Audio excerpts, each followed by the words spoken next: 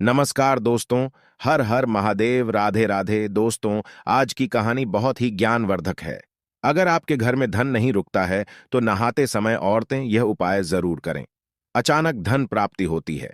इसके अलावा जो औरतें कपड़े खोल कर नहाती हैं, अर्थात उनके लिए भी खुशखबरी है। मित्रों, एक समय शिवजी महाराज पार्वती के साथ हरिद्वार में घूम रहे थे। पार्वती जी ने देखा कि समस्त मनुष्य गंगा में नहा नहाकर हर हर गंगे कहते चले जा रहे हैं। अगर आप यह कहानी सुन रहे हैं तो पूरा सुनिएगा, क्योंकि आधा अधूरा ज्ञान सही नहीं होता। इसके अलावा हे मां लक्ष्मी, जो भी भक्त हमारी इस वीडियो को लाइक करें और चैनल को सब्सक्राइब करें, उनके घर में धन की कभी कोई कमी न रहे। उनका घर हमेशा धन से भरा रहे। दोस्तों, भगवान के नाम पर कंजूसी न करें। सबसे पहले अपनी पूरी सच्ची श्रद्धा से कमेंट में हर हर महादेव, ओम नमः शिवाय, राधे राधे जरूर लिखें। दोस्तों, जब पार्वती जी ने देखा कि समस्त मनुष्य गंगा में नहा नहाकर हर हर गंगे कहते चले जा रहे हैं, परंतु सभी दुखी और परेशान हैं, तब पार्वती जी ने बड़े आश्चर्य से शिवजी से पूछा कि हे महादेव, गंगा में इतनी बार स्नान करने पर भी इनके पाप और दुखों का नाश क्यों नहीं हुआ? क्या गंगा में सत्यता नहीं रही? शिवजी ने कहा, प्रिय, गंगा में तो वही सामर्थ्य है, परंतु इन लोगों ने पापनाशिनी गंगा में स्नान ही नहीं किया है, तब इन्हें लाभ कैसे हो? पार्वती जी ने आश्चर्य से कहा कि स्नान कैसे नहीं किया? सभी तो नहा कर जा रहे हैं, अभी तक इनके शरीर भी नहीं सूखे हैं। शिवजी ने कहा, यह केवल जल में डुबकी लगाकर आ रहे हैं। तुम्हें कल इसका रहस्य समझाऊंगा। दूसरे दिन बड़े जोर की बरसात होने लगी। गलियां कीचड़ से भर गई। एक चौड़े रास्ते में एक गहरा गड्ढा था। चारों ओर कीचड़ भर रहा था। शिवजी ने लीला से ही वृद्ध रूप धारण कर लिया और विवश की तरह गड़ा में जाकर ऐसे पड़ गए जैसे कोई मनुष्य चलता चलता गड्ढे में गिर पड़ा हो और निकलने की चेष्टा करने पर भी ना निकल पा रहा हो।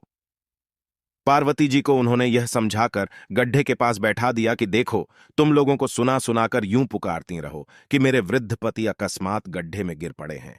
कोई पुण्य आत्मा इन्हें निकालकर इनके प्राण बचाए और मुझ असहाय की सहायता करें।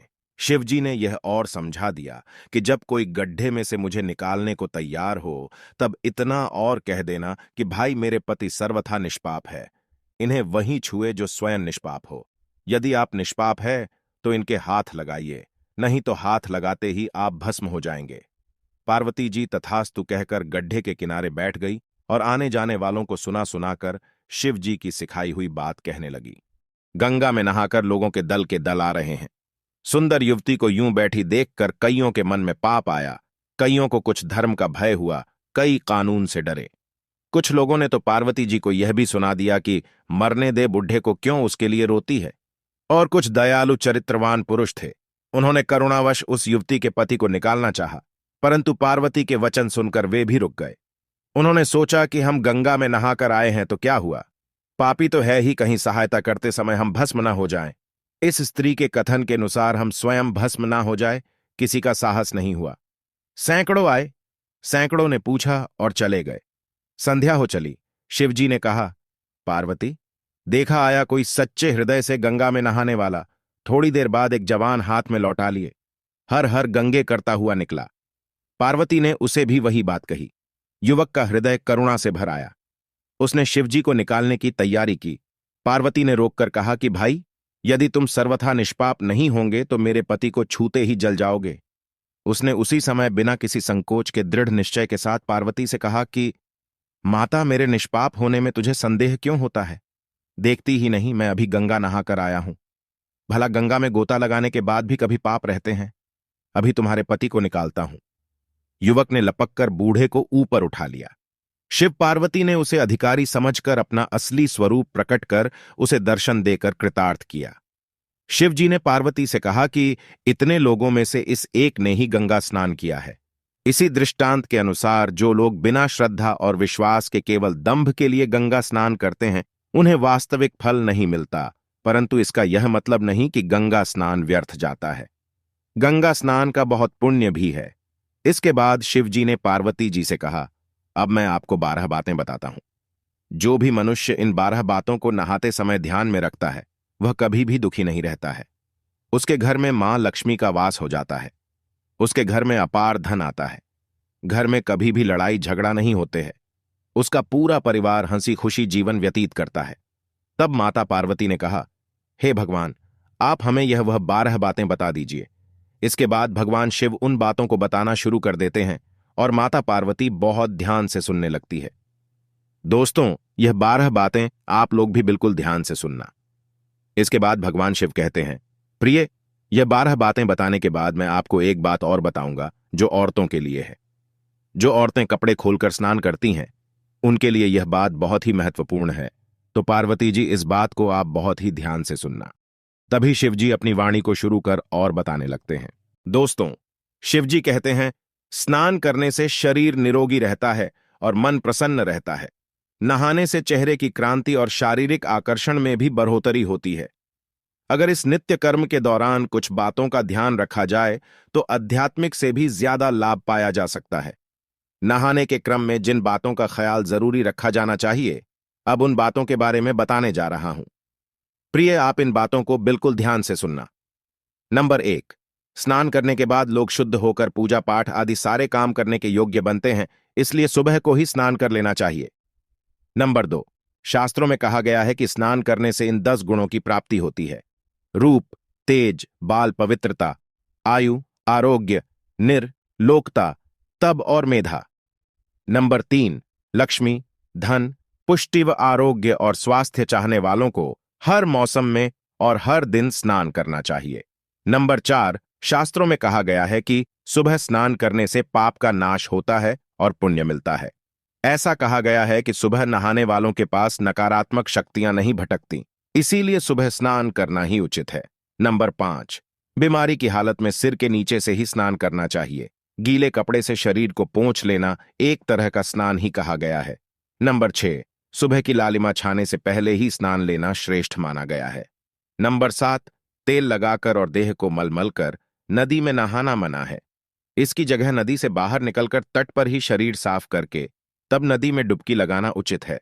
नंबर 8, जिन घाटों पर कपड़े धोए जाते हैं वहां का जल अपवित्र माना गया है, इसलिए वहां से कुछ दूर हटकर ही नहाना चाहिए। नंबर 9, नदी में 11 या 21 डुबकियां लगाना अच्छा बताया गया है। नंबर 10, पवित्र नदियों में कपड़े निचोड़ने की मनाही है। नदी में किसी तरह की गंदगी नहीं बहानी चाहिए। नंबर 11, नल की तुलना में झरने का पानी, झरने से ज्यादा नदी का पानी, नदी के पानी से किसी तीर्थ का जल, तीर्थ के जल से गंगा जल अधिक श्रेष्ठ माना गया है। नंबर 12, गंगा माता का कथन है कि स्नान करते वक्त कोई चाहे जहां भी मेरा स्मरण करेगा, मैं वहां के जल में आ जाऊंगी। इसके बाद शिवजी ने कहा, अब मैं आपको औरतों के बारे में बताता हूं जो औरतें कपड़े खोलकर स्नान करती हैं। शिवजी ने कहा, हिंदू धर्म शास्त्रों में हर एक चीज के लिए कुछ नियम बनाए गए हैं। इन नियमों में से एक है स्नान को लेकर की गई बातें। ऐसा माना जाता है कि आम व्यक्ति को शास्त्रों के नियमों का पालन जरूर करना चाहिए, जिससे घर की सुख समृद्धि बनी रहती है और खुशहाली आती है।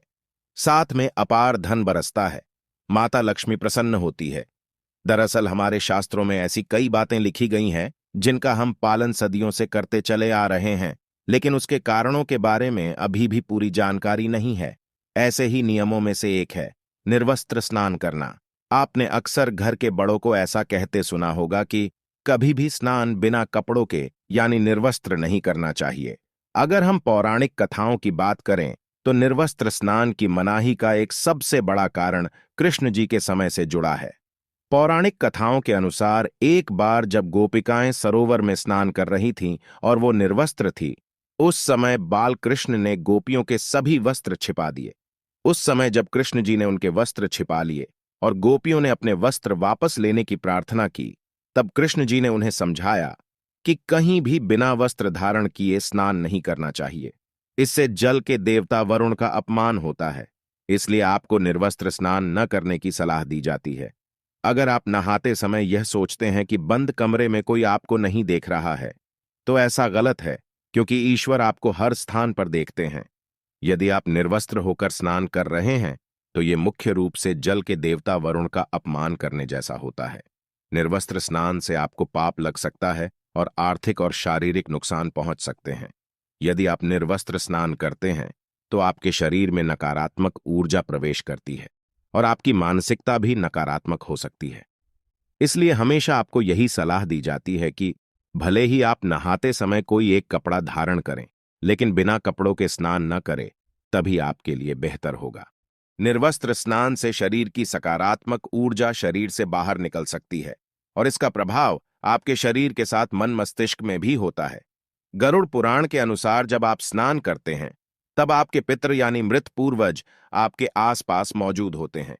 यदि आप निर्वस्त्र स्नान करते हैं, तो आपको पितृ दोष लग सकता है। ऐसे स्नान करने से आपके पितरों को तृप्ति नहीं मिलती है और ये घर में पितृदोष का कारण बन सकता है और ये वस्त्रों से गिरने वाले जल को ग्रहण करते हैं, जिनसे उनकी तृप्ति होती है। निर्वस्त्र स्नान करने से पितर अतिरिक्त नाराज होते हैं, जिनसे व्यक्ति का तेज बल, धन और सुख नष्ट होता है। इसलिए कभी भी निर्वस्त्र होकर स्नान नहीं करना चाहिए। पुराणों के अनुसार नहाने वाला पानी पूर्वजों के हिस्से जाता है और निर्वस्त्र होकर नहाने से इसे पितरों के समक्ष बिना कपड़ों के नहाना माना जाता है। शास्त्रों में ऐसी मान्यता है कि यदि कोई निर्वस्त्र स्नान करता है तो माता लक्ष्मी उससे रूठ सकती है। इससे आपकी कुंडली में धन हानि के योग्य बन सकते हैं और आपकी आर्थिक स्थिति खराब हो सकती है। इन्हीं कारणों से आपको निर्वस्त्र स्नान न करने की सलाह दी जाती है और शास्त्रों में भी इस बात की मनाही है। दोस्तों, हमारा यह चैनल प्राचीन आस्थाओं पर आधारित है। अगर आप भी इन आस्थाओं में विश्वास रखते हैं, तो इस चैनल को अभी सब्सक्राइब करें, जिससे आपको हमारी आने वाली समस्त जानकारी आपको प्राप्त हो सके। और वीडियो को लाइक करें, शेयर करें और हर हर महादेव लिखना ना भूलें।